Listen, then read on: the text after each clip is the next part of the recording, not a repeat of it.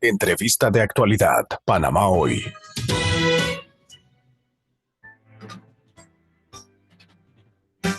Bueno, vamos a iniciar con nuestra primera entrevista del día y para eso nos acompaña en este momento el señor Lucas Verboslowski de la Aredis. La Aredis es pues, la Asociación de Representantes de Distribuidores de Productos Farmacéuticos. Y es que la semana pasada estuvimos conversando un poco de cómo avanzaba la mesa técnica, con los avances que se han dado, la mesa técnica de medicamentos. Y para eso entonces este representante de Aredis nos va a estar ampliando la información porque también ellos participan de esta mesa. Buenos días, gracias por acompañarnos en Radio Panamá. Bueno, buenos días. Muchas gracias por la invitación. Sí, nosotros queríamos compartir con ustedes porque sí nos llamó la atención en el viernes los comentarios del doctor Julio Osorio, donde él atribuye el desabastecimiento al oligopolio de los importadores y distribuidores de medicamentos, unas 9 hasta 13 familias.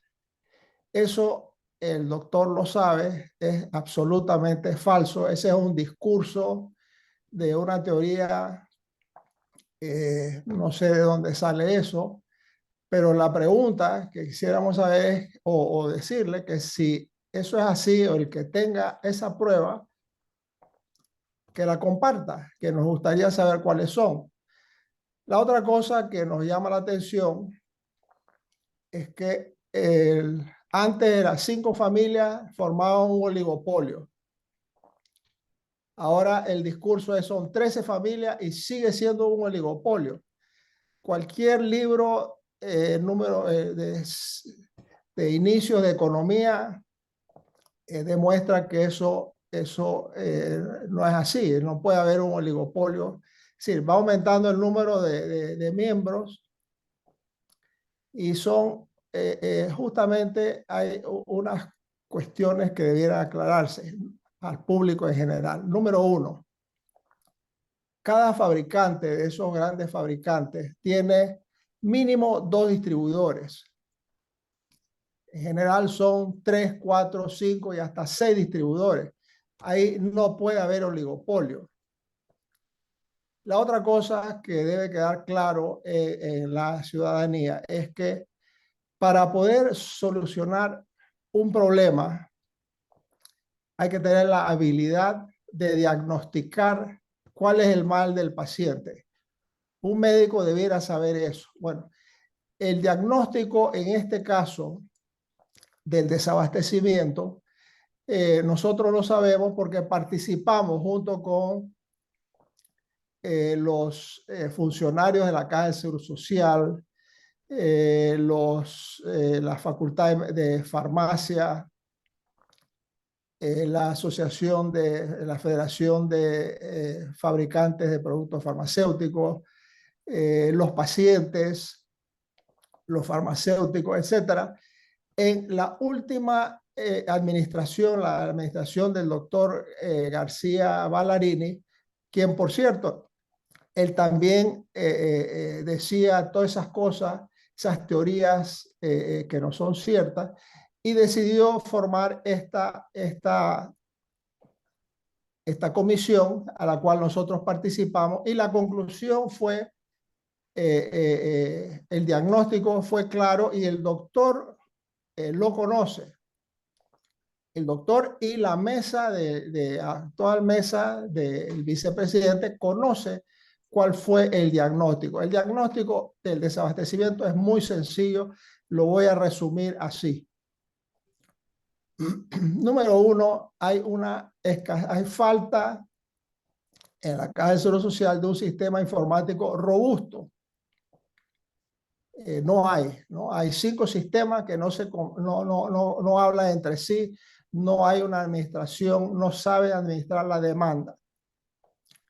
Segundo punto, hay sistemas burocráticos excesivamente complejos, ¿no? Y cada vez que pasa una administración, la complejidad aumenta. El tercero es el recurso humano está muy mal administrado. Entonces llega gente nueva que no conoce la ley. Acuérdense que solamente se puede hacer lo que la ley dice. Hasta que aprenda toma como un año, ¿no? Yo podría profundizar en cada uno de esos temas si es necesario, pero en esencia eso es. Hay otros temas importantes aquí a resaltar: el papel que juega la Contraloría. Aquí a Panamá, en vez de atraer nuevas moléculas, nuevos productos innovadores, aquí nunca llegan, o si llegan, llegan tardísimo. Es decir, es un tema que lo estoy resumiendo, pero obviamente es largo, ¿no? Señor Bertolucci, Eh, desde que inició el tema de la mesa, de hablarse de medicamentos, se ha criticado mucho el tema de oligopolios. Entonces, para aclararle un poco a nuestra radioaudiencia, ¿es grave, es peligroso? ¿Qué tiene de malo el tema del oligopolio que es tan criticado y tan comentado en nuestro país en el tema de medicamentos que se menciona que afecta entonces una buena cantidad de medicamentos a un precio razonable? bueno, primero que nada hay que hacer la distinción en dos aspectos. Hay dos mercados netamente distintos uno del otro. Uno es el mercado privado, donde efectivamente hay precios altos. No son los distribuidores los que ponen los precios, son los fabricantes los que ponen los precios. Y el otro es un mercado netamente público, que son los mercados de la cárcel social, los mercados de el Ministerio de Salud, los patronatos, etc. Bueno, en el mercado institucional, la licitación de precio único ha logrado conseguir año tras año, desde que se implementó en el año 2008, con la ley 51, se implementó la licitación de precio único. Los precios han venido bajando de una forma extraordinaria, ¿no? Entonces, ¿cuáles son los productos que no hay en la caja? ¿A qué se debe? Por ejemplo, en la licitación del año pasado, por cierto, ese listado de 132 medicamentos, nosotros en este momento yo no tengo, no sé si son los mismos que el año pasado se habló. Y muchos de esos productos que fueron licitados, los proveedores no han recibido aún su orden de compra. Por otro lado, la misma directora de compras de la Caja de Seguro Social en la asamblea reconoció que muchos de esos productos son viejos y obsoletos y hay muy pocos laboratorios que los fabrican, ¿no? Sin embargo, los servicios médicos los siguen solicitando, ¿no? Entonces, es un tema complejo, pero atribuir eso a oligopolio, acuérdense que hasta hace poco decían que eran 5 familias, ahora el doctor dice que son 13 familias, como si hubiera un complot de los distribuidores para no abastecer, ¿no? Eso no es así. Eso es totalmente falso y es diagnosticar muy mal el problema, ¿no? Entonces, lo que hay que arreglar es lo que dije anteriormente, ¿no? Y en esa mesa, por cierto, Aredis como tal no fue invitada, ¿no? Es decir, se habla de los distribuidores, etcétera, pero Aredis no fue invitada. Hay algunos miembros que han participado a través del CONEP, pero Aredis como tal no ha participado. Y la forma como está estructurada la mesa no da margen a que se explique cuál es el diagnóstico y qué se puede hacer al respecto. Nosotros hemos ofrecido soluciones al tema, pero fíjense, la nota de prensa, si usted lee la nota de prensa de la última reunión que fue la semana pasada, a ver si usted entiende esto. Dice lo siguiente: este decreto tiene como objetivo crear el desdoblamiento para medir el comercio de la producción de productos importados para el combate de enfermedades crónicas. ¿Qué significa eso? Yo he preguntado a varias personas y nadie entiende qué significa eso, ¿no? Entonces, si vamos por ahí, no vamos a resolver el problema del desabastecimiento. ¿Por qué es importante aclarar eso ahora? Acuérdense que viene un periodo preelectoral Y si la gente sale a decir, a inventar cosas, a inventar causas, a hacer un diagnóstico falso, la solución y lo que sugieran los candidatos también va a ser equivocado, ¿no? Entonces hay que hacer las cosas bien hechas, ¿no? Hay que oír a los participantes. La Caja del Seguro Social tiene el diagnóstico que se hizo en la última administración, que fue justamente en la transición entre esta administración, la anterior y esta. Así que realmente es inconcebible que a esta altura, fíjese, ¿desde cuándo se habla del desabastecimiento? Nosotros no tenemos ningún problema que si no hay producto se traiga producto de donde sea, ¿no? Pero eso no es lo que va a solucionar el desabastecimiento. El desabastecimiento de productos hay que resolverlo de una forma categórica, contundente, de la forma como lo he explicado, ¿no? Esa forma de atribuir a, a teorías absurdas, eso no es así, no funciona así. Claro. Bueno, muchísimas gracias entonces al señor Lucas Versbolovsky de la AREDIS, la Asociación de Representantes y Distribuidores de Productos Farmacéuticos en Panamá, por darnos entonces esa perspectiva desde ese punto de vista, desde el lado de los distribuidores de medicamentos y aclararnos un poco del tema también de los oligopolios, de cómo funcionan. Muchas gracias y que tenga buenos días. Gracias a ustedes y a la orden siempre.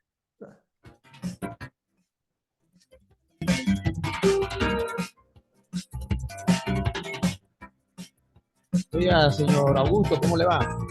Buenos días, gracias. Saludos, bendiciones para ti y toda la gente del programa. Inmediatamente. Correcto, gracias.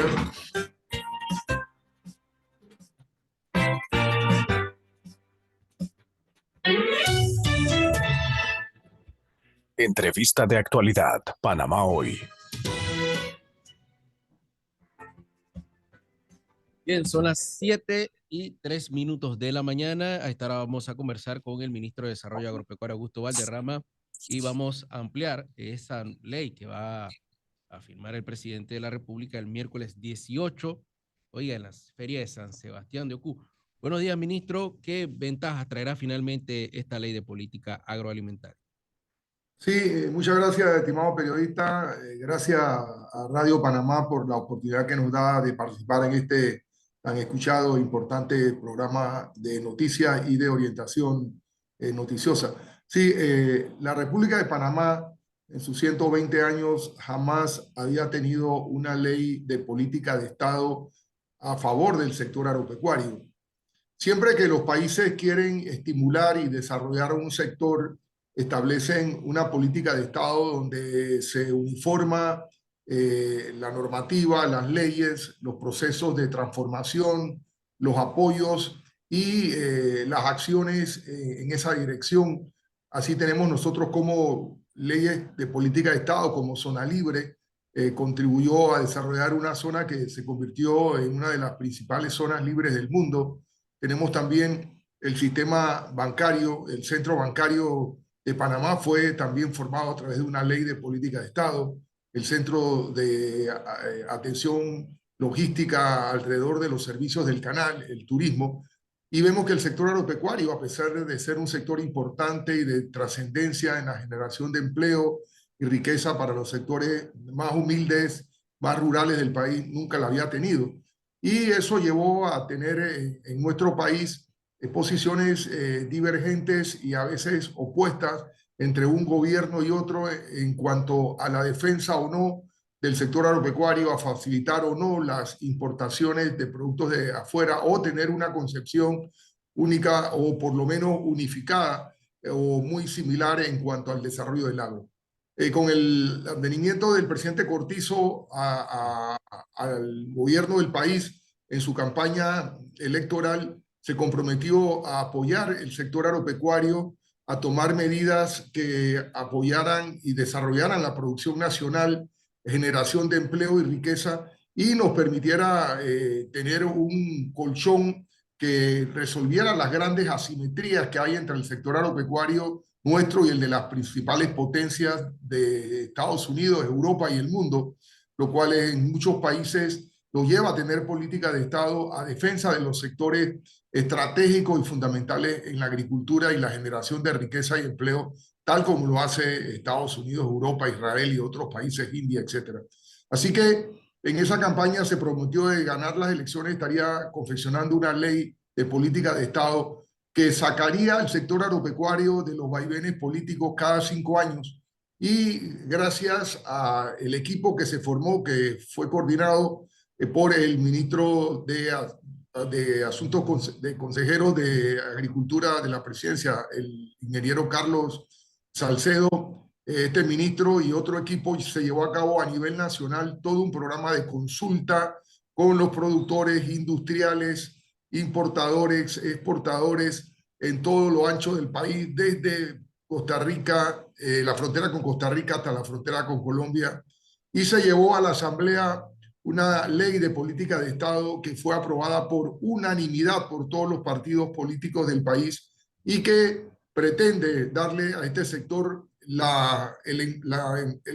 marco legal, el marco de apoyo a los recursos y sobre todo crear una agricultura, primero, competitiva, con acceso a las nuevas tecnologías sin las cuales no podemos desarrollar una industria competitiva y que realmente aumente la producción eficientemente y permita abaratar los costos, que sea una agricultura que lleve al hombre del campo a mejorar sus niveles de vida, tener acceso a las diferentes condiciones de vida integral en la comunidad, acceso a la carretera, a los financiamientos, a la salud, a la educación, y que pueda crear mecanismos de financiamiento, capacitación, para que ese sector agropecuario pueda ir creciendo, fortaleciéndose y siendo un efecto importante en la paz y la estabilidad social del país.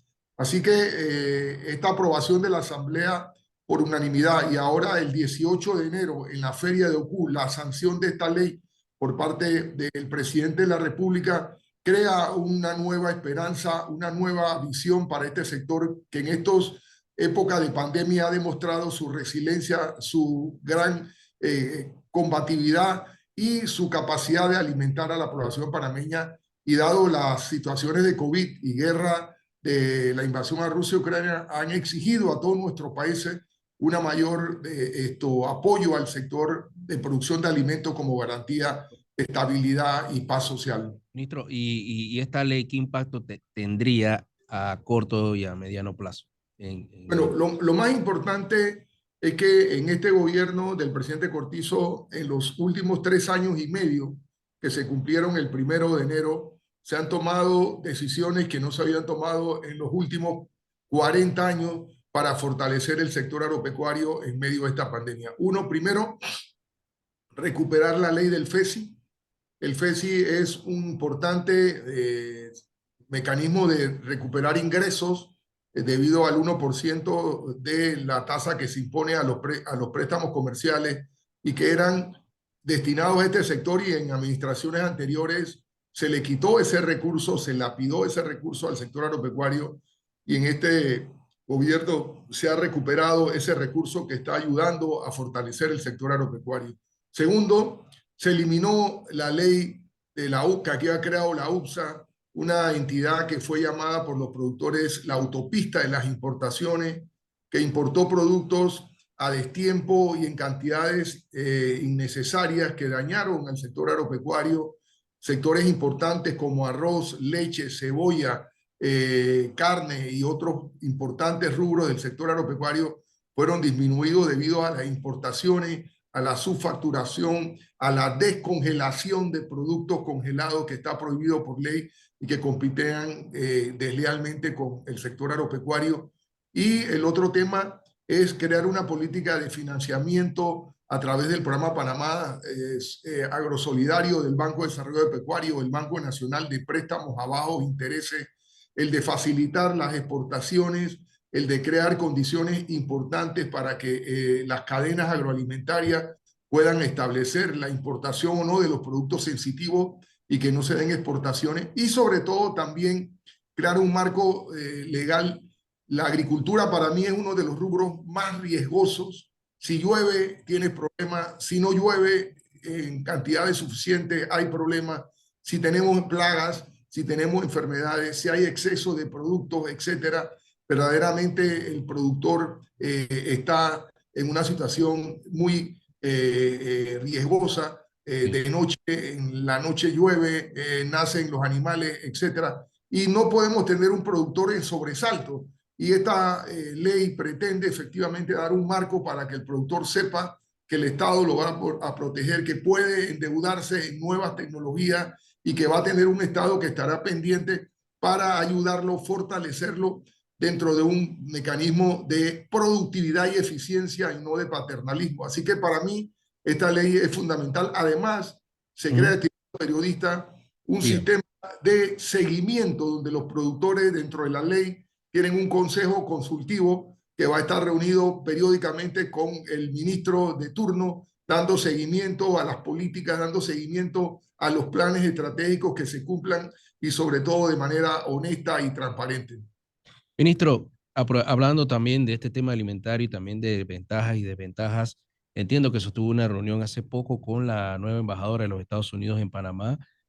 Tuvo la oportunidad de abordar con ella la posibilidad de renegociar el TPC con los Estados Unidos. ¿Se ha planteado ese tema? ¿Se planteó en esa reunión? Bueno, mira, hablando francamente, los Estados Unidos, primero que todo, quiero agradecerle a la embajadora, a la estimada embajadora, la señora de Aponte, que nos hizo una visita de cortesía al ministerio, y verdaderamente quiero felicitarla por su transparencia, su franqueza y los buenos términos en los cuales se llevó la reunión, ya que para nosotros Estados Unidos es un país estratégico, importante para Panamá en su desarrollo histórico, en las relaciones que hemos tenido.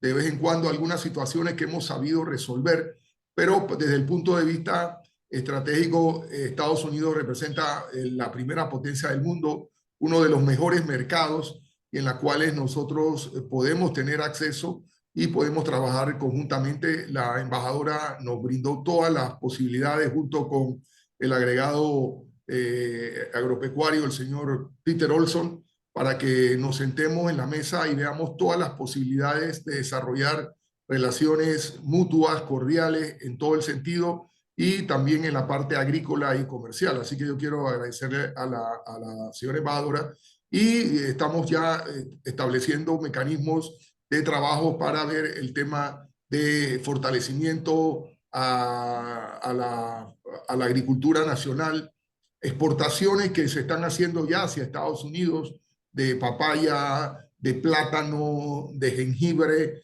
de piña, de sandía, melón, yuca, zapallo, y hay posibilidades de exportar más de 130 productos que podemos nosotros establecer. El día 27 viene una delegación de Estados Unidos que nos está asesorando en la supervisión y en la calidad para tener inspectores que faciliten la inspección y la calidad de nuestros productos de exportaciones. También tenemos la posibilidad de trabajar en asuntos de abastecimiento de agua y todo. Lo que sí es cierto que hay una situación en cuanto a la renegociación del tratado, en lo cual los Estados Unidos considera que no hay alternativas. Nosotros seguimos insistiendo y tenemos 4 rubros importantes para nosotros, esenciales, y que le hemos señalado a la embajadora y al gobierno de Estados Unidos, y también lo ha hecho el señor presidente y la canciller con el secretario de Estado, el señor Blinken, la secretaria de Comercio, el ministro Alfaro también lo ha planteado. Es el caso de cerdos, el caso de arroz, el caso de productos lácteos y el caso de carne de aves, que son esenciales y representan más del 50% del PIB agropecuario de Panamá, y que no solamente desde el punto de vista agropecuario, sino de seguridad nacional para nuestro país, aliado estratégico de Estados Unidos, consideramos que es básico. Nosotros necesitamos mantener la paz y la estabilidad en esta dura situación mundial causada por el COVID y por la guerra, donde la estabilización de la sociedad, la integración de los sectores más vulnerables que se encuentran en el agro son importantes. Ministro, estos 4 sectores será un golpe negativo a nuestra economía, a nuestra paz y a nuestra estabilidad, y por eso hemos estado teniendo conversaciones con Estados Unidos, señalándole claramente nuestra posición y que para nosotros estos 4 rubros representan un tema de seguridad agroalimentaria, soberanía agroalimentaria, pero algo más de seguridad económica, social y sobre todo seguridad nacional. Así que esperamos que estas sustentaciones conlleven a buscar soluciones y sabemos que en nuestra condición de país estratégico obliga a Panamá y Estados Unidos a buscar una solución en esta vía de manera positiva. Ministro, temporada seca, pero entiendo que hoy van a lanzar un programa de cosecha de agua. Sí, cómo no, periodista, nosotros como país tenemos una situación que hay que revertir y ser mucho más eficientes y sostenibles en el uso de agua. Nosotros tenemos niveles de lluvia importantes que son suficientes. Lamentablemente no tenemos una cultura de uso de agua y sobre todo de cosecha de agua, de retención de agua para las temporadas donde la época seca, que comienza generalmente a partir de finales del mes de diciembre hasta principios del mes de mayo, no hay lluvias y el agua se evapora. Nosotros estuvimos en Israel, estamos ahora mismo en negociaciones con el embajador de Israel para viajar en el mes de febrero a Israel y seguir fortaleciendo todo lo que es el sistema de cosecha de agua, de riegos y de uso de agua de manera eficiente y de manera sustentable. Y en el día de hoy iniciamos ese periodo de la construcción de más de 500 pozos de agua, 250 abrevaderos, estamos reparando más de 40 mini represas en el Arco Seco Herrera y Los Santos, y estamos trabajando también en todo un programa de sustentación y alimentación a todo lo que es ganadería, a todo lo que es animales para que tengan su pasto, sus minerales, y sobre todo con el programa El MIDA conversa con el productor, todo un programa de capacitación en esta época seca a los productores y agricultores.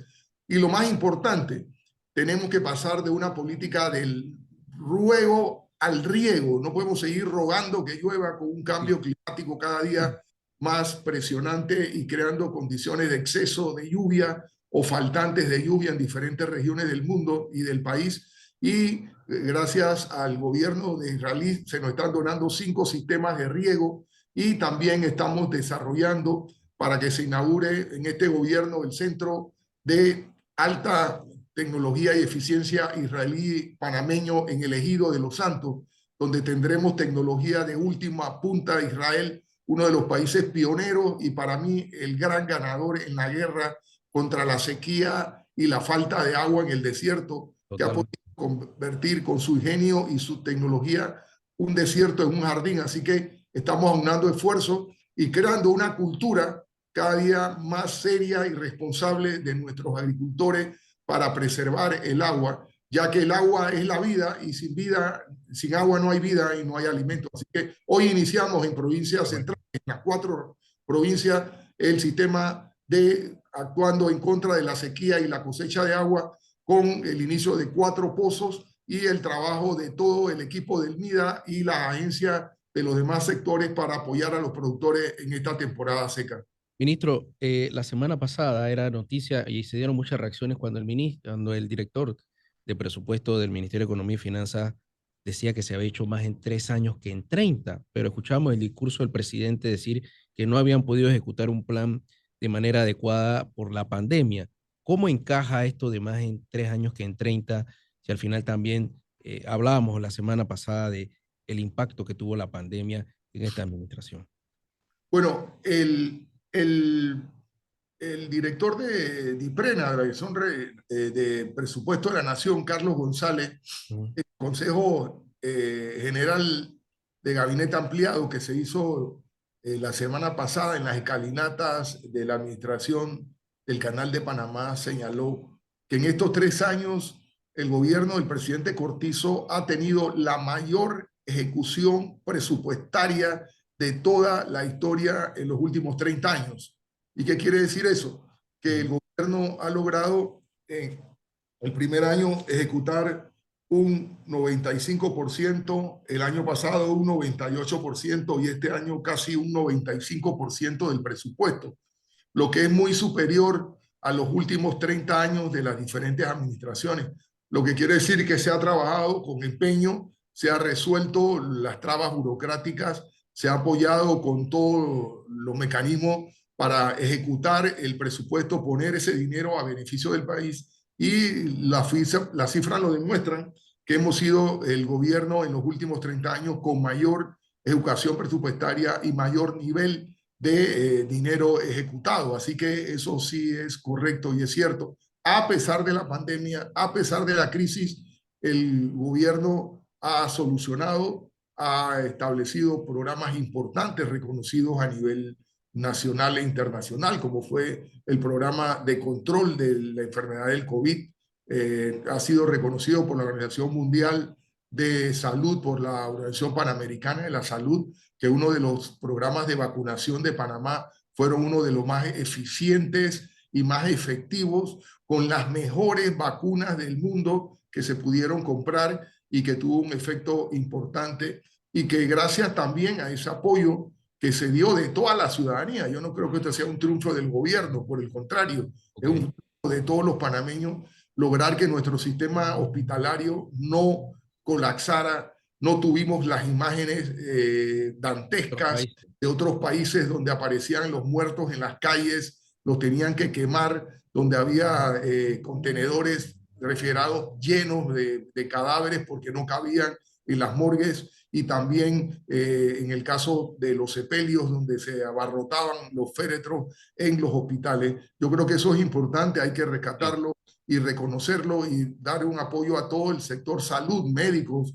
enfermeras. En el área de la alimentación, nuestro país contó con los alimentos, el sector agropecuario, hay que quitarse el sombrero ante los productores, ante el programa Panamá Solidario, con más de 9.000 voluntarios a nivel nacional, donde se repartieron millones de bolsas, el Vale Solidario, y que hoy las Naciones Unidas reconoce a Panamá como el único país en América Latina que en medio de la pandemia disminuyó de 7.5 a 5.2 la pobreza extrema y el hambre, lo que quiere decir que se ha hecho con empeño. A lo mejor pudimos hacerlo mucho mejor, pero se hizo bastante bien, y hoy, gracias a Dios y gracias a ese esfuerzo de todos los panameños, estamos creciendo al 9, casi 10%, el crecimiento más alto de todo el mundo. En este momento tenemos la inflación más baja, 3.1%, la más baja del mundo,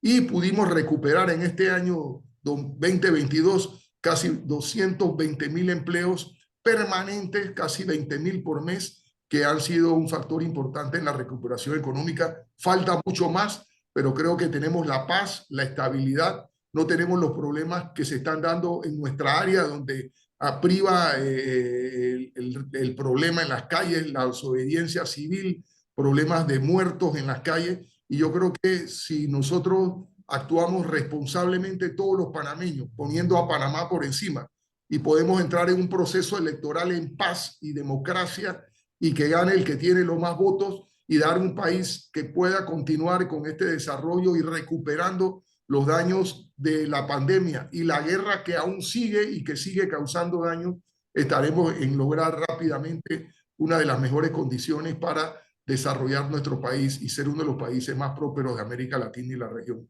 Ministro, se ha detectado un pelícano, creo que sería el segundo en el área de Panamá Oeste, con el tema de la gripe aviar. ¿Qué se está haciendo en ese sentido en cuanto a mantener, ¿no?, esa seguridad para el producto panameño? Sí, como no, estimado periodista, sí, bueno, la fiebre avícola, gripe aviar, aviar, es una enfermedad producida por un virus que ataca fundamentalmente a las aves. Está transmitiéndose por aves silvestres, sobre todo migratorias, que van del polo norte al polo sur y pasan por toda América.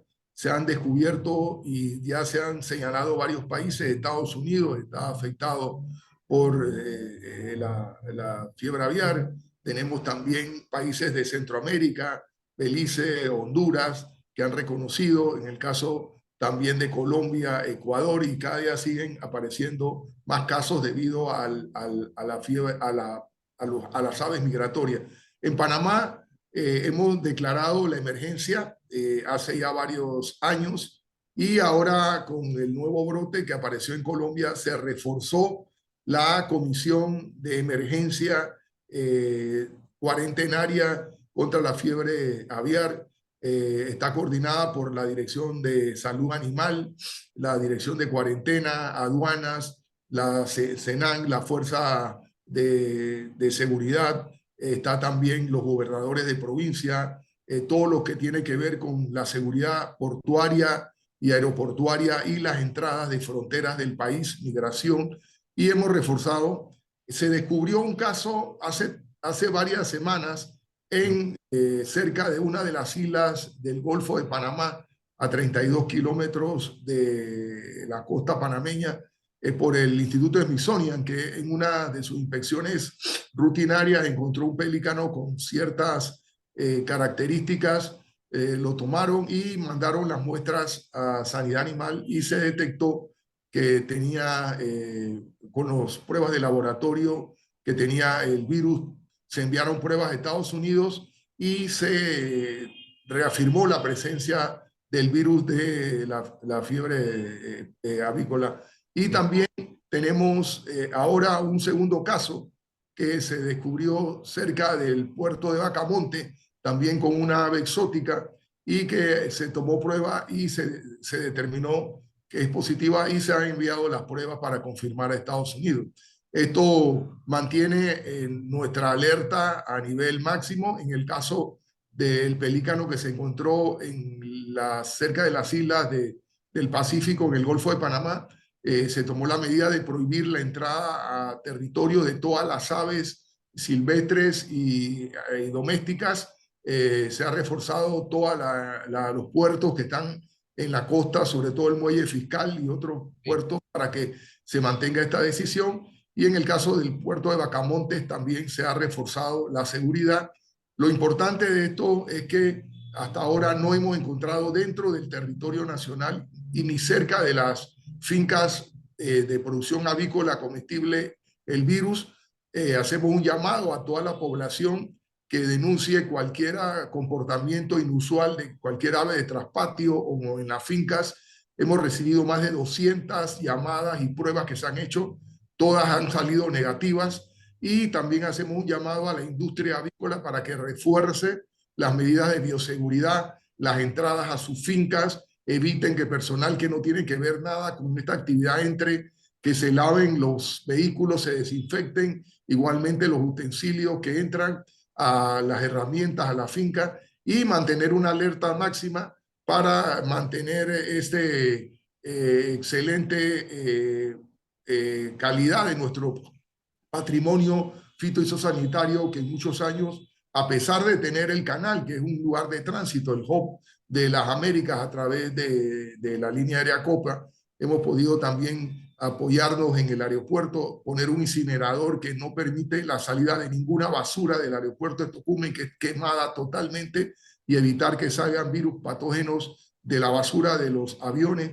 Así que seguiremos reforzando, teniendo refuerzo. Tenemos una reunión el día 12 en Salvador, los ministros de Centroamérica, México y República Dominicana, para en CIRSA, que es la organización que tiene que ver, o IRSA, con la salud, tomar acciones y fortalecer en toda la región centroamericana y de México las acciones contra esta enfermedad y cualquier otra que sea un peligro al comercio internacional.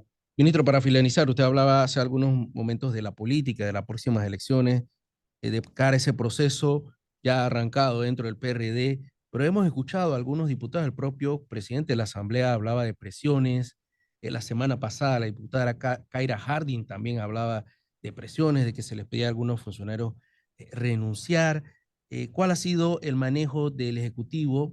Hay un proceso a lo interno del PRD, pero hay presiones, por lo menos el Ejecutivo ha presionado a algunos funcionarios, o cómo se ha mantenido esa relación entre ese proceso interno del PRD y la administración actual.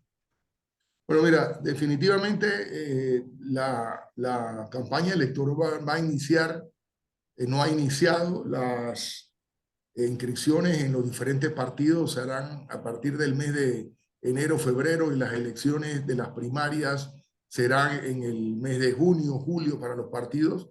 Definitivamente la democracia tiene que imperar. Todo el mundo tiene derecho a aspirar y también a escoger.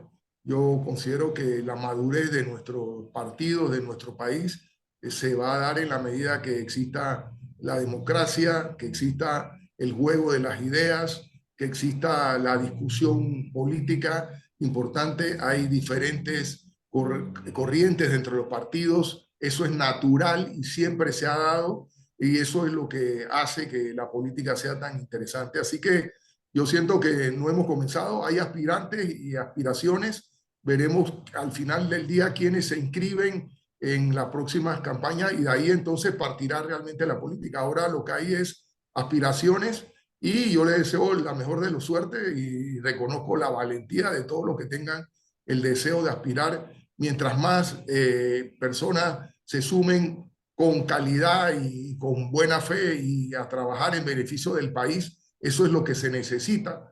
Así que lo que hay que también promover, que haya buenos candidatos, que haya buenas propuestas y que se escojan a los mejores dentro de los partidos y al mejor dentro de la elección del país. Y le deseamos suerte a todos y que se haga con altura. Este país hoy en día necesita la unidad, necesita estar pensando en las próximas generaciones, en ver cómo dejamos un país lo mejor estable desde el punto de vista político, social, a nuestros hijos, a nuestros nietos y sobre todo mantener una situación bien manejable, en paz y que permita la inversión privada, la inversión nacional, extranjera, la función de gobierno, que este gobierno termine como lo ha hecho, de un buen gobierno y que le dé las facilidades al que venga para que lo haga mejor o que sigamos tomando esta generación que al final del día todos somos panameños y viviremos en Panamá